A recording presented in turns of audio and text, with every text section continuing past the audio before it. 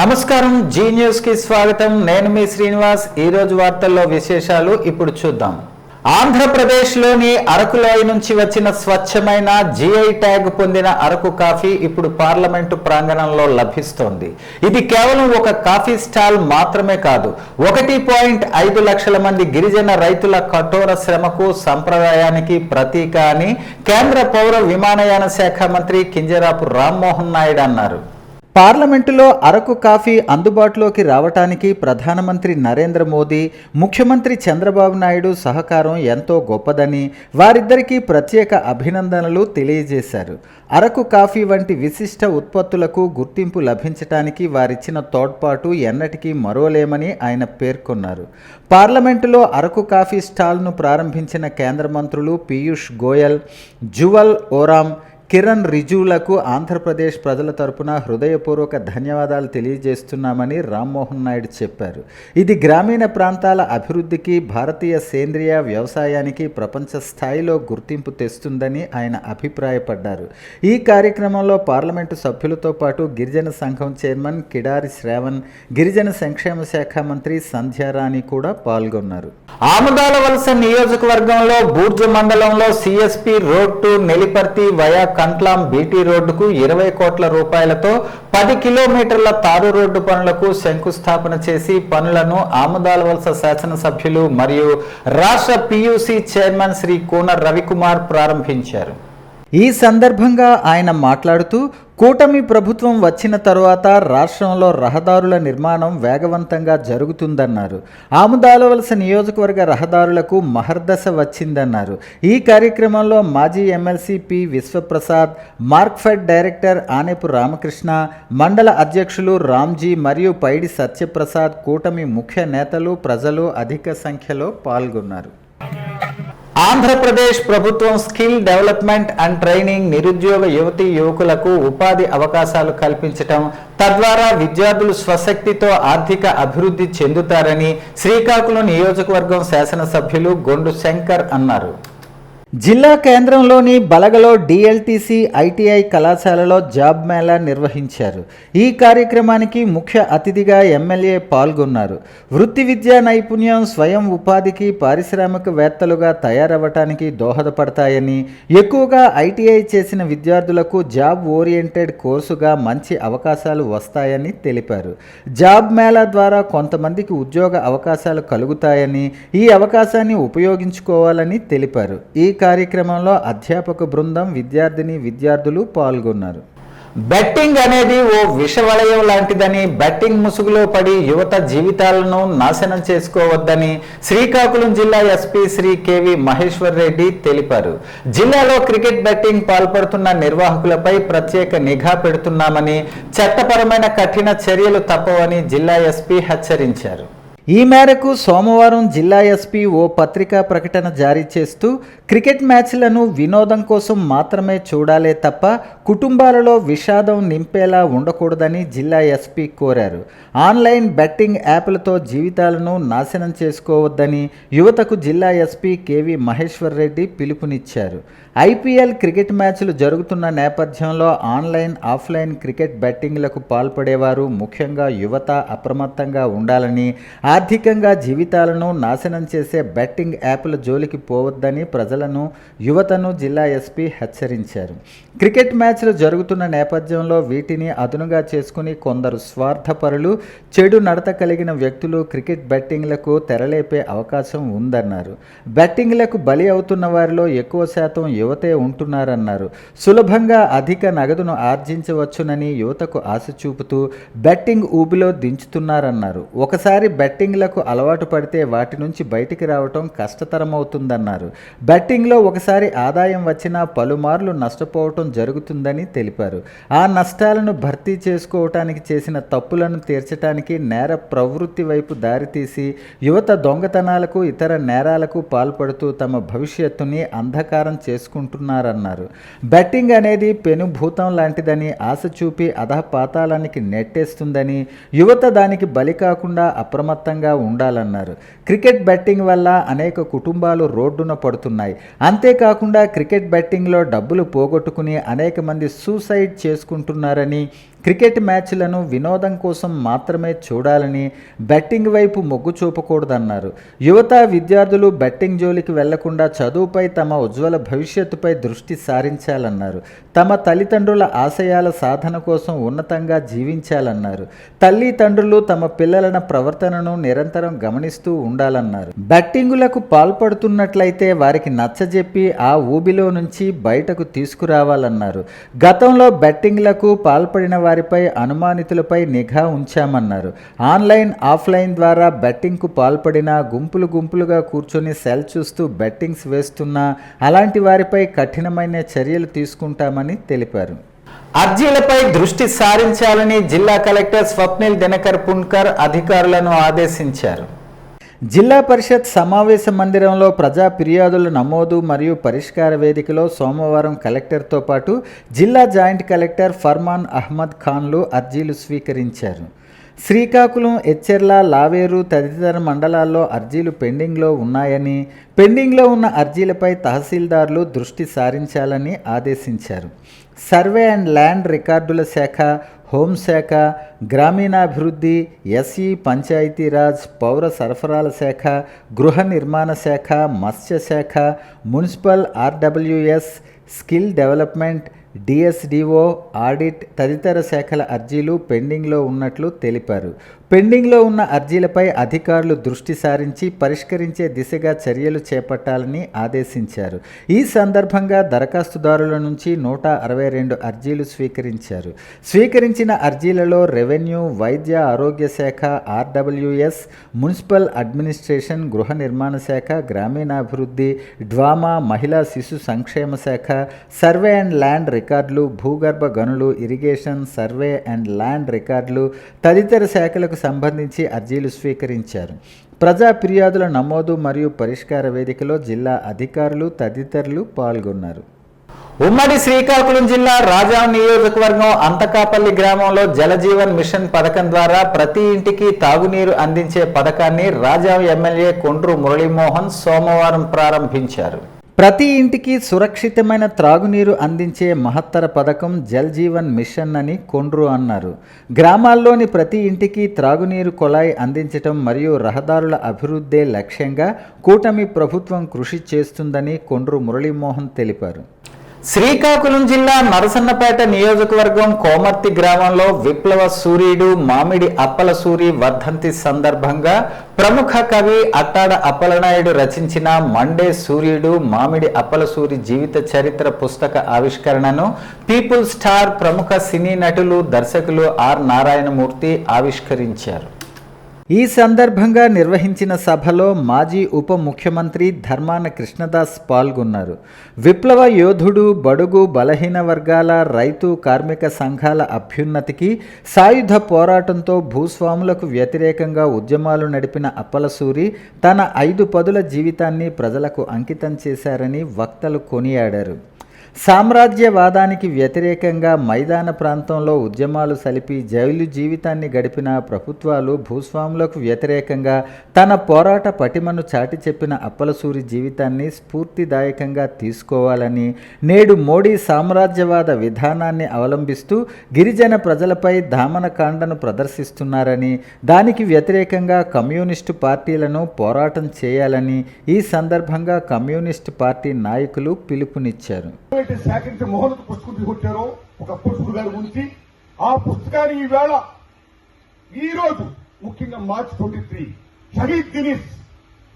షహీద్ దినస్ ఓ భగత్ సింగ్, ఓ రాజగురు, ఓ సుఖదేవ్ ఇలాంటి మహనీయులను ఉద్యమంలోకి ఇచ్చిన రోజు వాళ్ళ బలిదానంతో ఈవేళ సిద్ధించిన రోజు ఈ మహాతల్లి ఈ మార్చి 23 ఈ రోజున జరుగుతున్న ఈ మహోన్నత సభకి నిజంగా నన్ను పిలవడం కాకుండా పుస్తకాన్ని నాకు ఆవిష్కరించడం అనేది నిజంగా దండం పెడుతున్నాను సార్. అక్కడ అడిగారు థ్యాంక్స్ లాట్.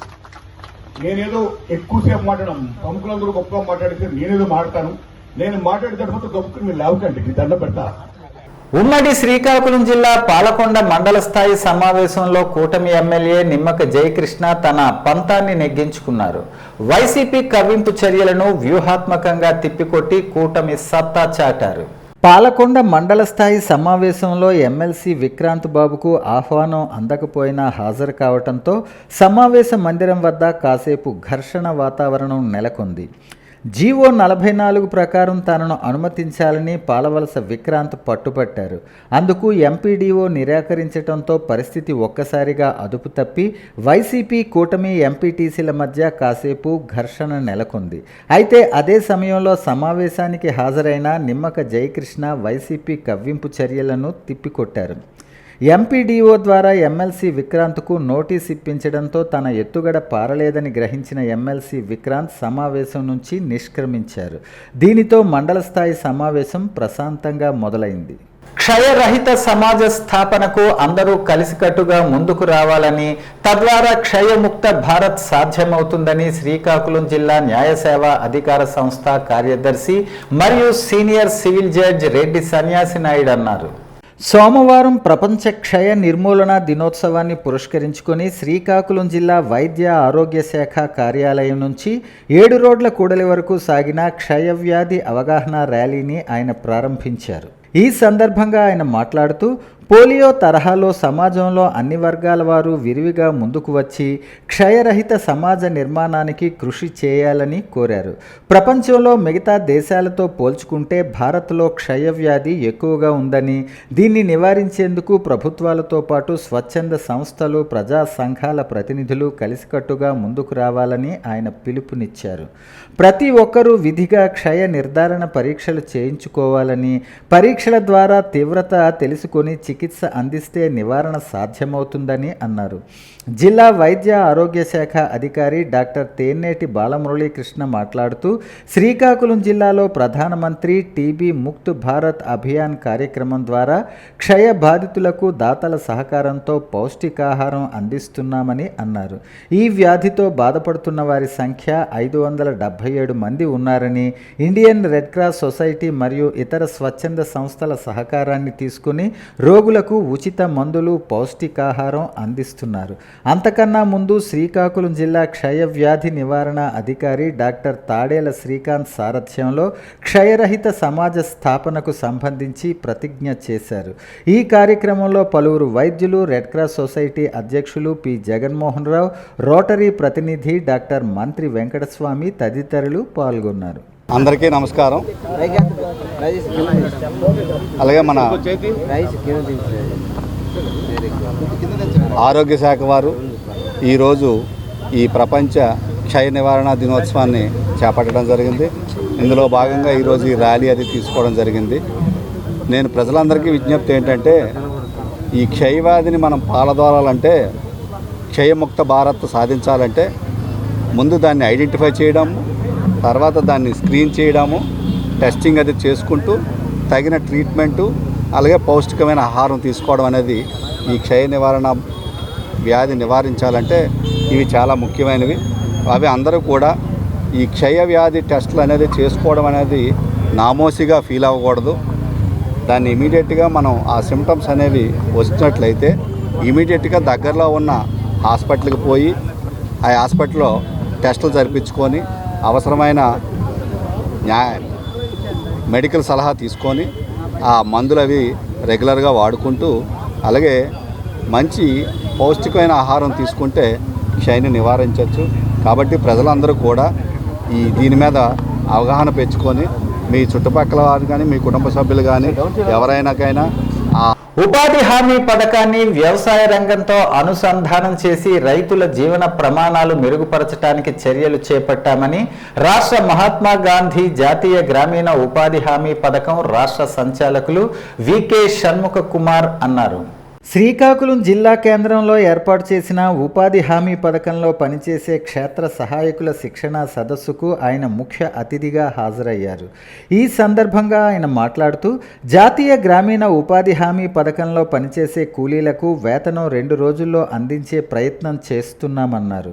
అన్నదాతలకు కొండంత అండగా నిలిచే విధంగా వ్యవసాయ శాఖకు ఉపాధి హామీ పథకం పనులు అనుసంధానం చేస్తామని అన్నారు.